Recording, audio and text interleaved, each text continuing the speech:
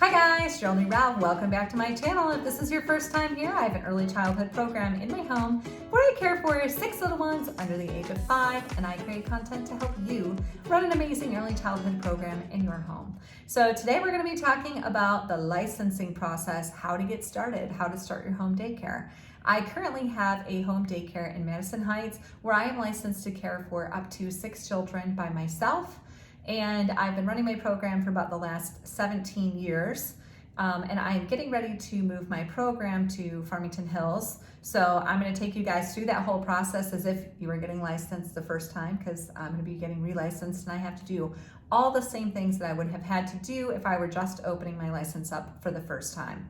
The only benefit I really have is that I've already done it, so I'm not worried about the whole process. So first things first. You have to think about what kind of home you have, or if you're looking for a home, some things to look out for. If you have a landlord, obviously you're gonna have to check with your landlord to find out if it's okay with them, or if you're in an apartment, that kind of thing. Also, if you have a home association, that could get you tangled up there. You can have a problem with the home association, so you definitely want to check into that. But outside of that, if you're just a regular person like me with a regular home that you're purchasing yourself, and nobody else is in charge of making, or nobody else has any say in that decision for you, the next step is to call the city of the home that you are going to be running your home daycare in. So again, I'm licensed in Madison Heights. I'm going to be moving to Farmington Hills. I contacted my licensing consultant to find out, what the lag time is going to be for the license between the two homes. And they said that actually they try to work it out so that if you're closing your home daycare in one location on Friday, you can reopen on Monday, which I thought was amazing and incredibly helpful. That's not going to be my case. I'm going to need a month to move because I have a lot of things that I have to move. So, but it is good to know if I need to bump my date to help my clients out, maybe I can see what I can do about that. But I'm also selling my home, so whatever, that's a totally different thing. So first thing that you need to do is call the city and find out what the city ordinance rules are. So for Madison Heights, you can have up to 6 children, but you cannot have a group home daycare in this city.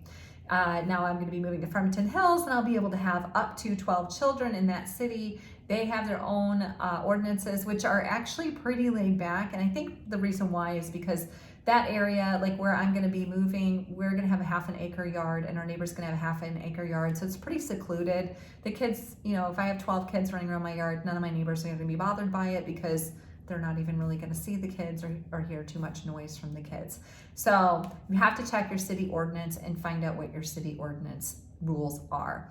I do know for Farmington Hills, we're not allowed to have another group home daycare within 750 feet of us. I think we're good on that. We can't have any signs out in the front yard, because they don't want it to look too commercialized in the neighborhood, which is totally understandable.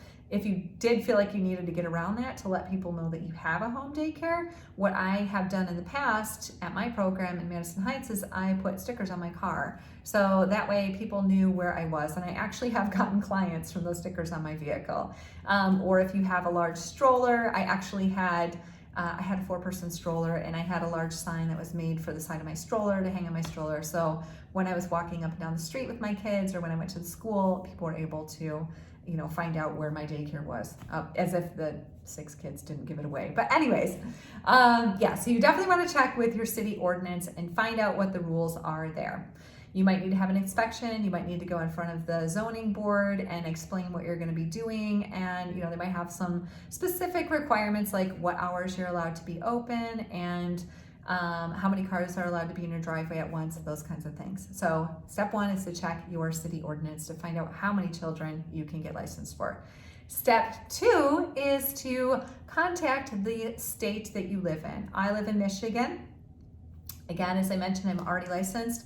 But you can call up the state and they will send you a licensing packet, and they will also give you a licensing handbook. And the licensing handbook has all the rules in it that you have to follow before you can be opened. So you can just go through that, and they're very helpful. At least I found in my case, my consultant has always been very helpful in answering any questions that I've had, and they've been very reasonable.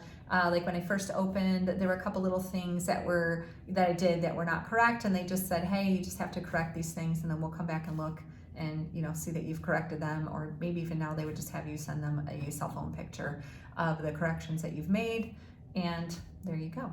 So those are 2 things that I'm going to be doing. I also know that I need to have a physical. Everybody has to have a physical to open a home daycare in Michigan. I have mine. I get mine done yearly anyway, so I'm just going to be getting that information. You would have to have a TB test if you haven't already had a TB test, and a background check for myself, and I'm going to be moving in with my boyfriend, so he's also going to have a background check. I already have my background check, but that's something that you have to do through the licensing.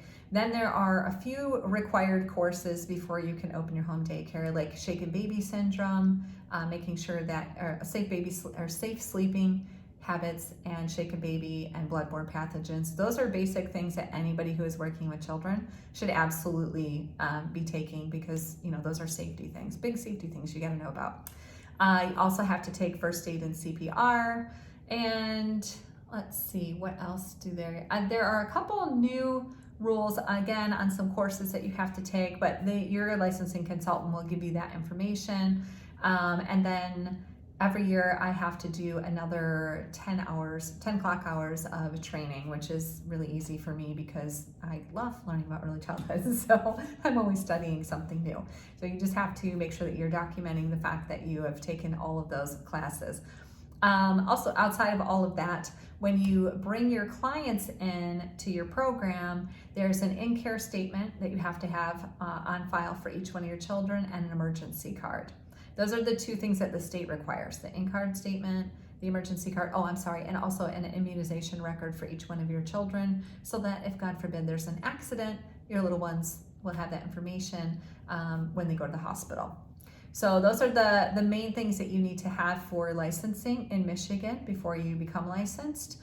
So once you get all of that information together, you're going to be scheduling you also have to take orientation. I have to take orientation again, which is hilarious to me because I have been working with children for a very long time, but I will be scheduling my orientation also again, because I'm going to be starting my new home daycare. So once they come out, they're going to go through the inspection. There's also a checklist. So they give you a checklist. You just go through and make sure that you have everything documented on your checklist.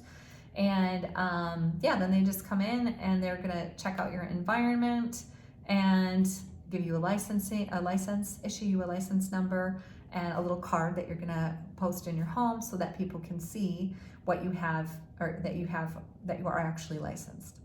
Outside of that, so when I talked to my licensing consultant, she did say that the first license in Michigan is a temporary license for 6 months. So they give you your license for 6 months, then they come back and then they just review and make sure that you're doing everything correctly and following all of the state regulations, and then they will issue your permanent license. Now, I also recommend a couple other things that are not a part of licensing that I really think are super important. Number 1, you definitely want to have daycare insurance. Your homeowner's insurance will not cover you if something happens to one of those children in your program. And you might think, oh, what are the odds something's going to happen? I can tell you I've had children fall down the stairs and break their collarbone. I had another child stick a pea up his nose directly in front of me. It was stuck up his nose. Thankfully, whatever, that was not an issue. We did get it out. I've had several toddlers during lunchtime, getting upset, crying, choking on their lunch, and I've had to actually perform, the Heimlich maneuver on them. So that can happen. I had one little one who had a seizure in the middle of nap time. I had no idea this was going to happen. I had another child who developed a peanut allergy during the time that he was in care with me. Mom and I did not know. I kept getting this rash on his face, and then he ended up with a peanut allergy that required a EpiPen. So I think it's really, really, really super important for anybody who's opening a home daycare and caring for other people's children to make sure that you cover yourself with liability insurance. It's not super expensive. I think I paid like $400 or something like that for my liability insurance. Depends on the level of insurance that you want.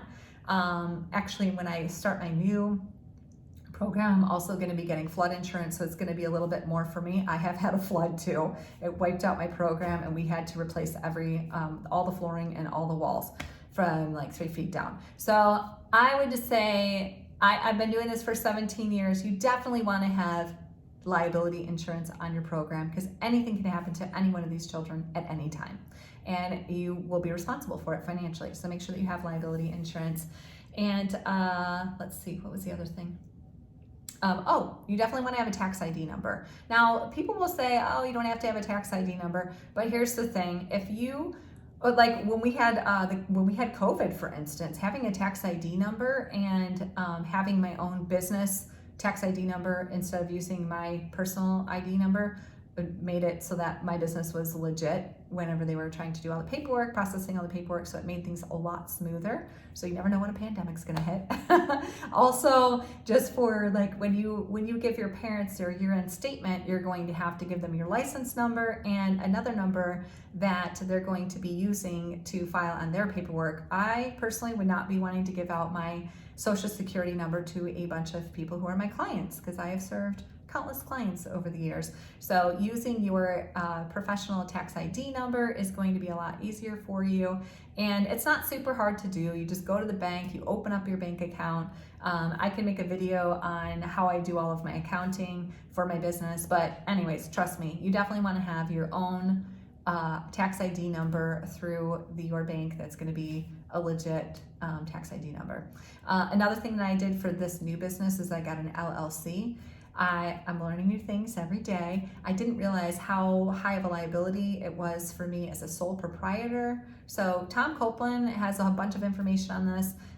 He is the go-to guy for all things early childhood for home daycares. But this year I took the next step and I got my LLC.